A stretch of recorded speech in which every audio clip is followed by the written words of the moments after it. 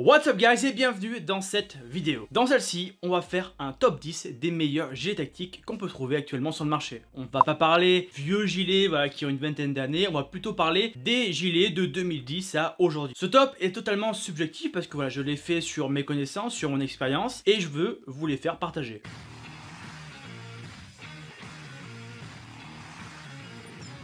À la 10e position, on va retrouver le gilet K19 de chez Agilite. Agilite est une marque israélienne qui fournit entre autres l'IDF, l'Israel Defense Force. Un gilet robuste qu'on va trouver aux alentours de 300 à 400 $. Il faudra bien sûr rajouter quelques petits billets pour vraiment avoir le gilet full complet. À la 9e position, on va retrouver le Strandhog et le AAC de First Spears. Ce sont tous deux des gilets avec une base en laser cut. First Spears a été un des premiers à mettre en vente ce type d'appareil. Hélas pour lui, peu d'opérateurs l'utilisent. Non pas parce que c'est un gilet qui n'est pas fiable, mais c'est un gilet qui a quelques désavantages, notamment le laser cut, c'est quand même assez fragile en soi. Mais ce gilet permet à son utilisateur d'avoir un système d'aération qui peut le soulager dans des environnements assez chauds. À la 8e position, on va retrouver le FCPC V5 de chez Ferro Concept. Avec ce produit, Ferro va casser les codes du gear et c'est plutôt une bonne chose. On va retrouver un gilet qui est moderne, qui a de la gueule, mais qui a un défaut, c'est son prix. Il faudra compter environ 1000 € pour un PC complet. En plus de ça, ils sont en rupture de stock partout, donc il est très difficile d'en trouver un, surtout en multicam. Ce gilet n'est pas un gilet de dotation, mais plus de l'achat perso. Si vous voulez vous le procurer de mémoire en France, vous l'avez sur le site de TACMAT. À la 7e position, on va retrouver Tir Tactical avec la gamme de produits Pico. Donc ce sont des gilets tactiques à environ 500 à 600 $ si vous voulez avoir un peu d'accessoires. Vous avez une autre gamme un peu plus professionnelle là qui s'élève à 1000 et quelques $. Essentiellement, cette firme travaille avec des forces de sécurité, notamment avec les forces spéciales canadiennes et aussi les forces de police. À la 6e place, une grande firme qui est connue de par le monde, c'est LBT pour London Bridge Trading. Ils se sont fait connaître grâce notamment à leur plate carrière 6094. Ce gilet fait partie des gilets les plus mythiques qui soient. Pourquoi? Parce que déjà, ils équipent de prestigieuses forces spéciales, notamment des Navy Seals. On va le retrouver même sur des photos d'opérateurs, notamment l'opérateur qui a flingué Ben Laden en portait un. Et celui-ci, je peux vous garantir que, bon, déjà, il est sous verre dans un musée, mais ceux en OR1 coûtent entre 800 et 1000 €. À la 5e position, on va retrouver un des gilets pareil qui a été le plus utilisé au monde et aussi le plus copié, que ce soit dans la forme ou dans le style, c'est le JPC 1.0 de Crye Precision. Crye Precision, c'est un fabricant qu'on ne présente plus, c'est eux qui font la pluie et le beau temps dans le monde de l'équipement. Voilà, tout le monde les copie, c'est eux qui sont précurseurs, ces gilets qui sont modulables. Pour en revenir au JPC 1.0, ce sont des gilets ultra polyvalents qui sont utilisés par bon nombre d'armées, par bon nombre d'opérateurs. C'est pour ça que c'est un des gilets qui est dans le top 5 de ce classement. Pour le prix des JPC 1.0, ça va varier entre 150 et 200 €. À la 4e position, on va retrouver le TacTech 5.11. C'est pas un gilet dont je suis super fan, mais il a explosé un petit peu les records, notamment auprès des crossfitters. C'est devenu le gilet officiel du crossfit, mais à la base, il était destiné aux forces de l'ordre et aux militaires. Parce que c'est un gilet qui est léger, qui ventile bien.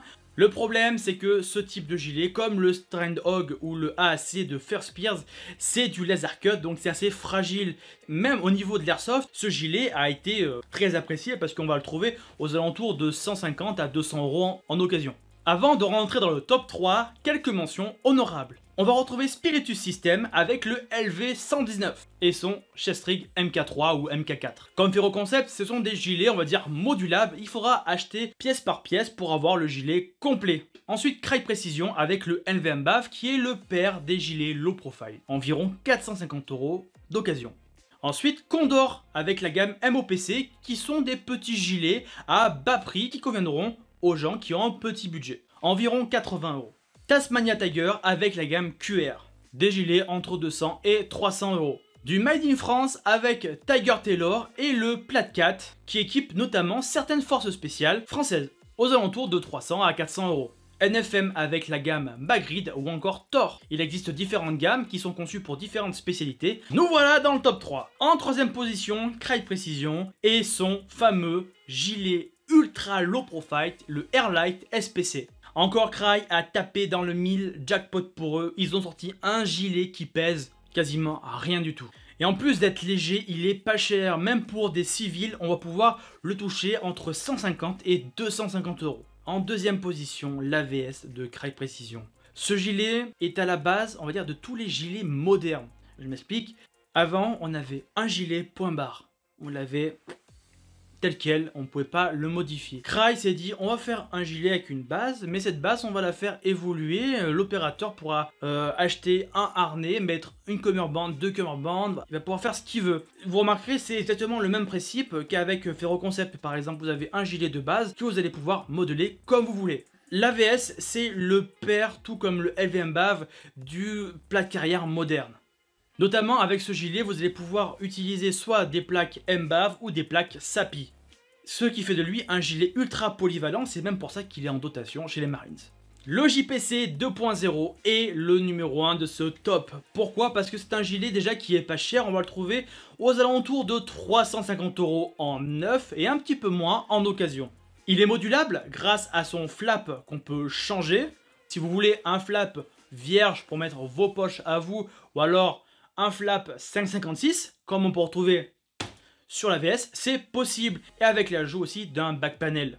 Il existe aussi la version en swimmer cut qui est faite pour les opérateurs évoluant en mer. Elle est un petit peu plus chère, aux alentours de 550 €. C'est quand même une belle somme.